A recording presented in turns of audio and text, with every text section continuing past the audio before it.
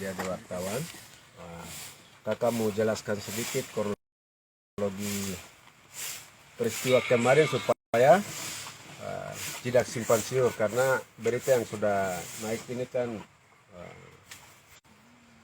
jadi saya mau klarifikasi bahwa awalnya dari pemerintah sebentar West Papua mau buat pertemuan internal dan mereka minta izin tempat, terus saya izinkan. Lalu para undangan ini belum hadir, pihak kepolisian dengan kekuatan full sudah datang ke rumah. Jadi saya duduk dengan adik-adik dalam rumah, langsung datang. Saya sementara komunikasi dengan Pak Kasat, tapi satu orang ini sedang melakukan peliputan, ambil gambar. Saya marah, saya bilang pukul yang ambil gambar itu saya marah, dan salah satu adik yang temani saya sempat pukul. Jadi alasan saya kenapa saya suruh pukul, karena cara yang mereka ini tidak sopan. Artinya kami hargai kalau setiap kegiatan dalam huru hara atau demonstrasi atau mimbar bebas, itu hak, ambil gambar itu tidak dilarang. Tapi datang di rumah ini privasi saya sebagai hak hidup saya, dan harus kasih tahu saya maksud dari mau ambil gambar ini apa. Jadi dari situ memancing emosi saya, dan saya suruh adik-adik pukul untuk yang ambil gambar. Dari situ sudah baku adu mulut dan baku pukul terjadi. Jadi polisi mereka lebih banyak, terus yang adik saya ini satu orang, terus yang satu melakukan bantu untuk tidak melakukan, termasuk saya sendiri. Jadi kami mencegah antara adik saya ini dengan pihak polisi untuk ini, tapi pihak polisi keroyok adik saya itu sampai termasuk saya juga.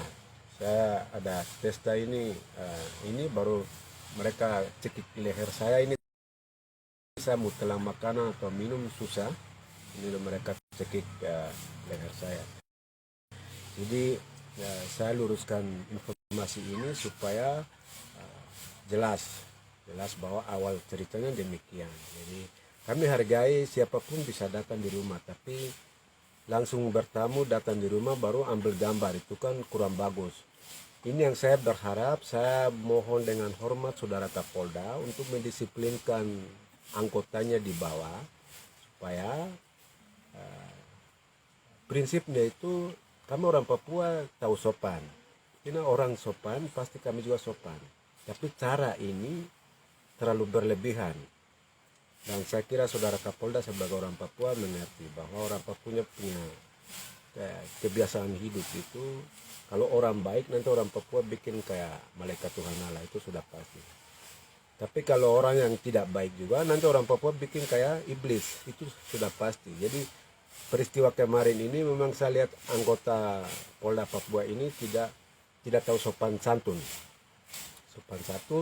dan tiba-tiba itu hak privasi saya sebagai kepala rumah tangga. Tanpa ada kegiatan apa-apa, hanya mendengar undangan pertemuan begitu, baru tidak ada orang juga, tapi langsung ambil gambar.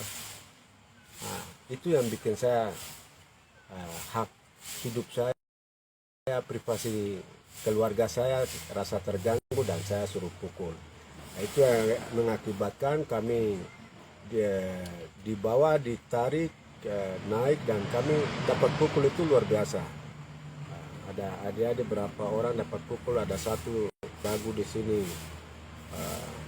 robek, terus adik satu dapat pukul, itu masih kami ada sedang perawatan, termasuk saya juga. Saya susah telang makan, sampai hari ini saya belum makan karena leher saya ini dicekik, masih sakit. Minum air pun juga masih sakit. Kalau makanan saya belum bisa makan karena terlalu sakit telang makanan. Jadi sampai di Polda, dalam mobil juga masih dapat pukul. Jadi adik yang dahu pecah itu dipukul dalam mobil, tendang dalam mobil. Sampai di Polres, Yang saya menyesal itu biasanya setiap pemeriksaan saya itu saya punya pendampingan kuasa hukum dari dulu sampai hari ini ada. Tapi entah itu klarifikasi atau pernyataan atau apapun itu mesti harus saya butuh pendampingan. Saya dengar juga begitu pengacara tiba untuk mendampingi kami dibatasi, dan ini juga saya tidak paham. Dulu-dulunya itu saya kan selalu masuk keluar penjara, dan setiap penangkapan saya itu pasti pendampingan dengan pengacara. Baru kali ini yang saya dengar kalau pengacara saya dibatasi oleh Kapolres Jayapura Kota. Nah, ini mungkin ada di wartawan bisa tanya kepada Kapolres alasannya apa. Jadi itu saya sesalkan karena peristiwa ini harus pendampingan dari pengacara. Saya kira itu saja yang saya bisa luruskan kronologi supaya jelas. Jadi kami diantar di Polda, ya memang ada sebab akibat kenapa adik-adik saya suruh pukul, karena penyebabnya adalah pihak kepolisian Polda Papua, dalam hal ini intelijen Polresta, tidak sopan. Itu yang saya mohon sekali saudara Kapolda untuk mendisiplinkan anggotanya supaya sopan santun, komunikasi lemah lembut ini harus dibangun, komunikasi persuasif harus jalan. Tapi kemarin itu datang di rumah saya dengan kekuatan penuh, baru itu hak privasi saya, tiba-tiba ambil gambar kiri kanan, saya sudah pasti marah. Saya kira itu yang saya bisa jelaskan. Terima kasih adik-adik wartawan. Kakak Buktar, mungkin kakak bisa cerita sedikit kemarin pada saat pemeriksaan, apakah polisi dong tanya-tanya terkait hal lain atau dong hanya fokus ke penangkapan kemarin saja? Fokus di penangkapan saja, penangkapan. Jadi memang ada adik satu sempat pegang badik, yang orang Makassar bilang badik ya.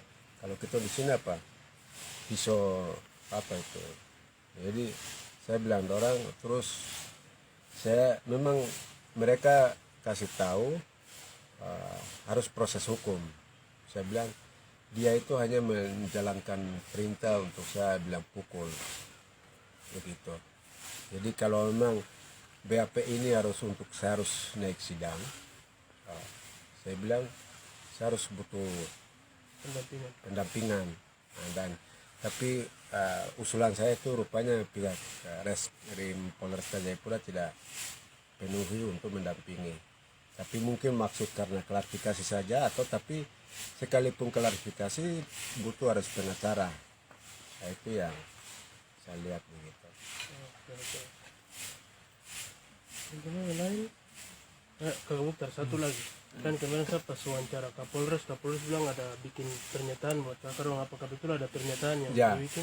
jadi pernyataan itu mereka ada satu poin yang buat suruh saya saat tanda tangan ya, bahwa tidak melakukan hal-hal yang sifatnya bertentangan dengan ideologi NKRI. Saya bilang begini, saya ini kalau ideologi Papua Merdeka itu profesi saya. Nah, dan saya tidak akan tanda tangan poin ini, saya bilang. Jadi sudah tahu, pihak kepolisian sudah tahu Papua Merdeka, ideologi Papua Merdeka itu sudah profesi saya. Jadi Bapak mau batasi saya seperti ini tidak bisa, dan saya tidak terima. Gitu. Akhirnya redaksi itu mereka rubah. Kalau begitu seperti apa Pak Buktar sendiri usulkan. Begitu. Baru saya bilang saya tetap melaksanakan ideologi saya, selama saya tidak melanggar hukum. Nah, bahasa itu saya terima, saya bilang. Itu yang jadi setiap saya punya hak untuk berbicara tentang ideologi Papua Merdeka selama tidak melakukan hal-hal yang bersifat melanggar hukum. Contoh misalnya saya bicara terus saya suruh orang pukul atau lempar, atau itu kan melanggar hukum. Tapi kalau hanya bebas bicara, itu profesi saya tentang selama ini saya bicara untuk Papua Merdeka, ideologi Papua Merdeka. Jadi redaksi yang mereka siapkan itu saya bantah dan rubahnya seperti itu, bahwa saya tetap bicara ideologi Papua Merdeka selama tidak melakukan hal-hal yang bersifat melanggar hukum. Itu redaksi yang kemarin saya buat. begitu. Siap. Ada lagi? Ada? Aman. Siap.